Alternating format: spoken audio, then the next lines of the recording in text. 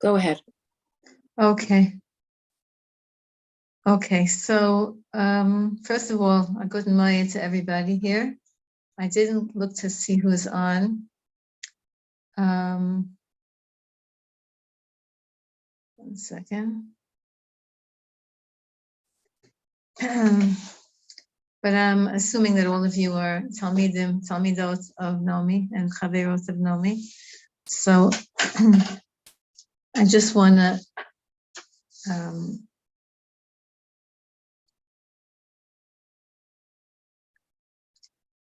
evoke her merit and the merit of all the Nashim Tzidkaniot who are Moser Nefesh for Klal Yisrael.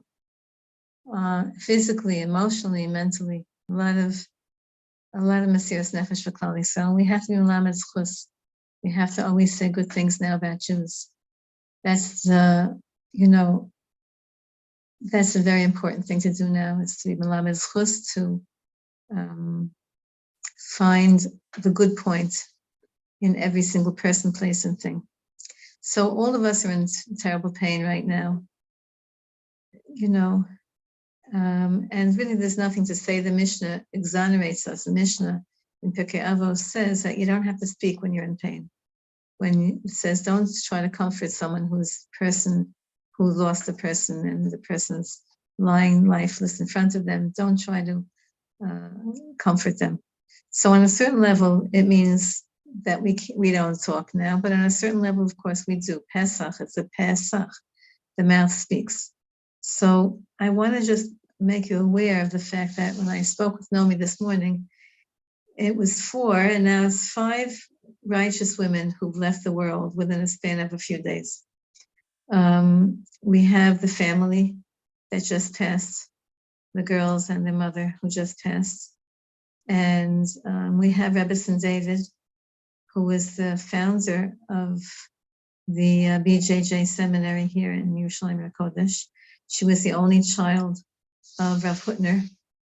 Rav Hutner was the head he created the yeshiva Chaim Berlin in America, and he was the inspiration behind and the Rebbe Chaver of Rav Freifeld Zatzal, who created the first Baal Tshuva yeshiva, Shar Yashuv. I'm sure you're all familiar with that. And so Rebbetzin David passed today. And a very special person that I know from America from many, many years ago, Chavi Willig Levy, passed away.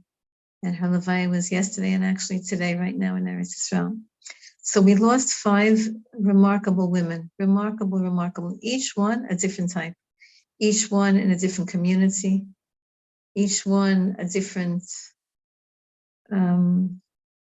we don't like to talk about differences in Yiddish in the Jewish world, but each one was from a different world, right? Rebbetzin David was from that world of the yeshivas, and she was the creator of the seminary that I was at the Levaya today. It was here in Har Nof because they lived in Har Nof until she got sick, and her husband Rav David has the yeshiva Pachad Yitzchak on Rochel Kablan. So there were thousands of people, that we don't say Hespedim in the whole Nisan. So all of the people who passed in Nisan, they didn't want Hespedim.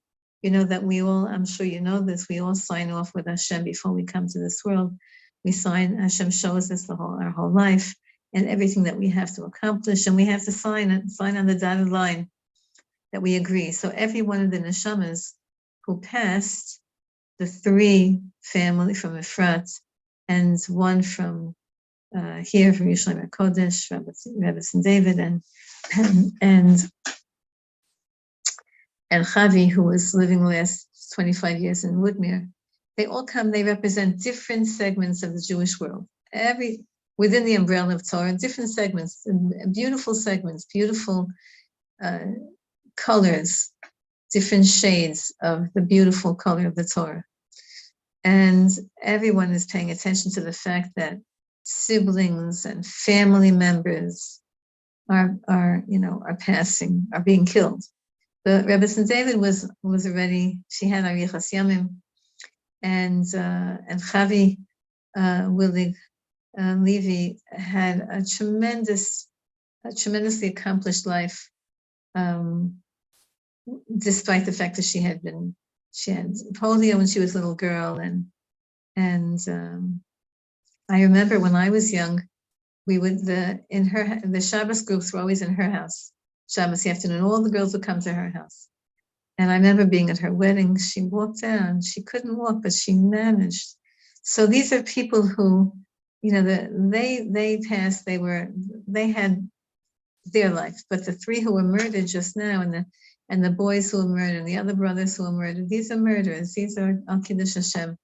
These are, and we are all paying attention to that. Everyone knows that we are paying attention to the fact that family members are being murdered, and that we're all family members, and we have to treat each other as family, and we have to love each other as family. And there are klalim, there are rules of Hanhaga. People are saying, like, what should we do? What should we do? So I want to just point out to you that every one of us, just like the people who died and were killed, were different flavors within the world of Judaism.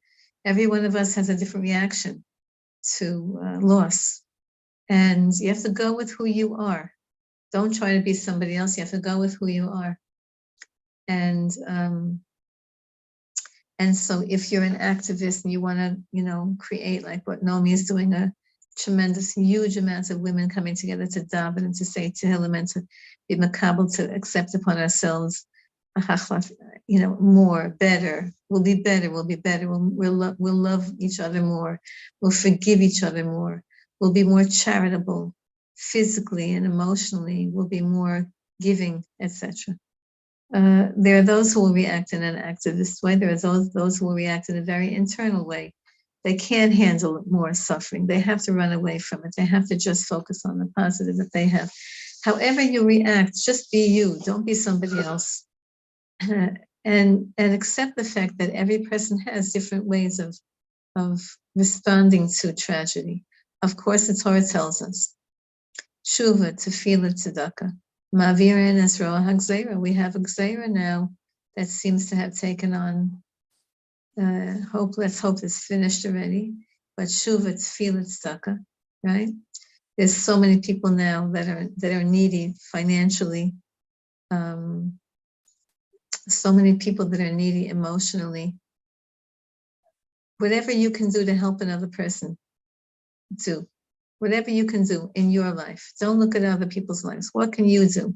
Today, just to tell you a story about my life. Today I had a very, very big plan. I had to go someplace. It was going to be a very amazing experience spiritually, and it didn't work. I got there and it was canceled and whatever. It didn't work. And I saw a woman sitting there who I didn't know. And I just went over and said, Good Yanta to her, Modim L'Simcha. And she just spilled out her whole life, all of the problems and what's sad, what's hard for her. And we just sat, talking. Didn't know who she was. And I davened for her and blessed her and whatever what one Jew always does when we see another Jew in distress. And on the way home from this excitement that I missed, in other words, it was an event that I thought was going to happen, it didn't happen.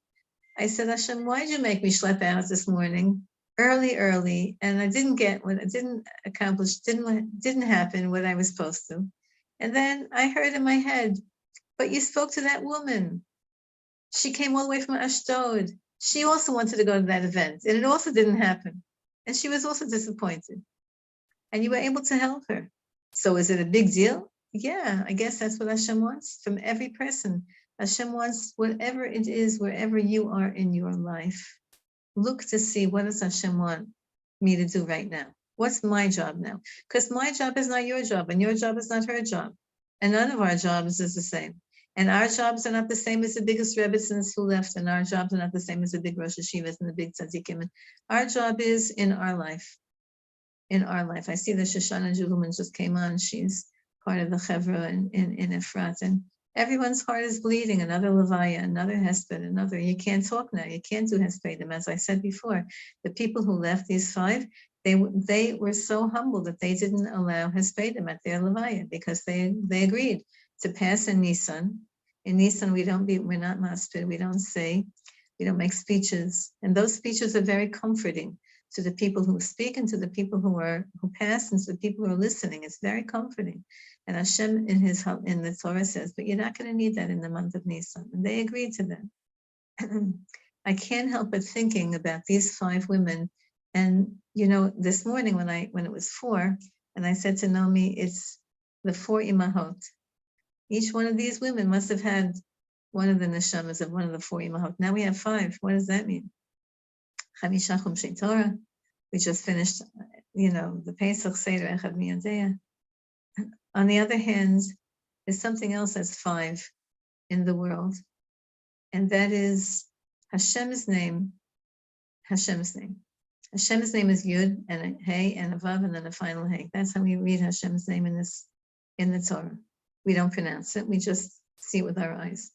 Usually we think it has 4 letters, and the Gematria is 26 that But really, Chazal tell us that there's another name for Hashem, Elokim, right? Shema Yisrael, Hashem Elokeinu, Hashem Echad, Elokim has 5 letters. If Elokim has 5 letters, then Yud Kei Vav Kei also has to have 5 letters. It has to be equal, because Hashem is Rachamim and Elokim is Din, and it has to be the same. So Chazal explained to us that the Yud has a little crown on top of it, a little spitz on top of the Yud, and that's the 5th portion. The 5th letter is that little top of the Yud. So I can't help but think that these 5 women who went, 3 who were murdered and who died like Kiddush Hashem, and the other 2 who lived their lives and did the most from their lives. They made the most out of their life. I don't think that Rebbetzin David had a family, and she and her husband, and yet her husband is the Rosh Hashiva of thousands and thousands, and she is the mentor of thousands and thousands, tens of thousands of girls who went through her seminary. And Chavi Willard Levy went to maximize her life. So there's a lot to do that we can do in the world that we're given, in the position that we're in. And that we just read the 4 sons, right? The 5th son doesn't come to the Seder. That's the opposite, let's say, of the 5 letters in Hashem's name. And Chazal tell us that the 4 sons are really us in different stages of our life. So maybe we have to be the Tom right now and say, I can't ask any questions and can't give any answers. Maybe we have to be the Sheino Yodei Lishol. We have to say, I don't know what to ask even. Maybe we have to be the Chacham and say, what should I actually do? And maybe we should acknowledge that there's Rishayim out there and there's a Russia inside of us, and we're going to get rid of it. We're going to eradicate it. We're going to change it. The Yanuka says, that's the big tzaddik of Shlomo Yehuda Be'eri. He says that now in this generation, we have to increase love. Everyone knows that, but he is saying it's stronger now. We have to increase love, never, ever, ever to be negative with anyone, unless, of course, it's known Russia, but we're not talking about that. In the people in our lives, to increase love, to increase acceptance, to ask. He says in his tefillos, he says, every time you meet another Jew, ask Hashem, please Hashem, help me to love that Jew. Help me to love that person. Every time you meet another Jew, try to figure out words to say of encouragement and positivity and hope. And he says from Rabbi Nachman a very beautiful teaching, because right now we're all in a lot of pain. He says, borrow from the future. Right now, he gives a mashal. Let's say you own a business, a very good business, a very lucrative business, and you just had to buy stock. You just had to buy stuff. And so you made a big order, you made a big, you have a big bill that you have to pay, you have a big order, you're getting all your stock for the whole upcoming year, you got a very good price on it, and all of your cash is tied up now in your business. And comes Pesach, you have to make Pesach, and you're a big business person, so you have to make Pesach and you have to have orachim, you have to have guests, you have to have hosts, you have to give a lot of charity. Big business people have a big obligation to give a lot of charity and to help a lot of people. So here you are, this big business person, and all of your cash is tied up in your business and in your stock, and you know it's going to make money. But right now, there's no cash, petty cash to make Yantif. So what do? You don't sell your business and close your business. You take a loan. You take a loan. People know that you're wealthy. People know that in a couple of weeks, once Yantif is over and people get back to work, you're going to make a lot of money. You'll pay back easily. So you take a loan for whatever it is that you need, and you take a nice loan. You don't take a loan just to get enough minimum to make Pesach on a shoestring. You get enough to make yourself a mechubedika, an honorable Pesach, and enough you take a loan to help other people out and to invite guests to your house and to make a lot of food for people who are hungry. So Rabbi Nachman says that that's how it is in this world also. That's how it is in the world of business. We all know the rule that everything in the physical world has a parallel in the spiritual world. And I'll finish with this. So he says that we know right now that things are tough and things are tight. And we don't have cash right now. We don't have a flow necessarily of inspiration, mitzvahs, direction, whatever. We're in a tight spot right now. So he says, take a loan for the future. Imagine in your mind. 1 second, I'm going to be mezaka you in a bracha we just had.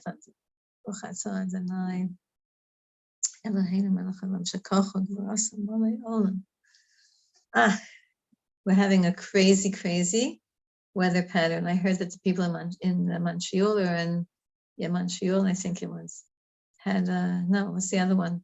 Forgot. In Canada they had crazy weather over Pesach. Anyway, Rabbi Nachman says, take a loan on the future, meaning imagine in your mind, you could do this for your personal life and do it for the life of the world and Klal Yisrael. Imagine in your mind what it's going to be like when Mashiach comes. No more masachim, no more masks, no more distance from Hashem, no more questions, no more galus of the mind. Everything will be clear, everything will be open, everything will be answered. Montreal, yeah. Everything will be biblical. David HaMelech playing his music in the Beis HaMikdash. Imagine it, live it, use the power of your imagination. Why do you think we have the power of imagination? Hashem made us, the Koach HaDimyon. We sometimes use that power of imagination in a negative way, but use it in a positive way. Imagine perfection. Take a loan from the future in order to get you through the present, because we have to stay calm. We have to stay.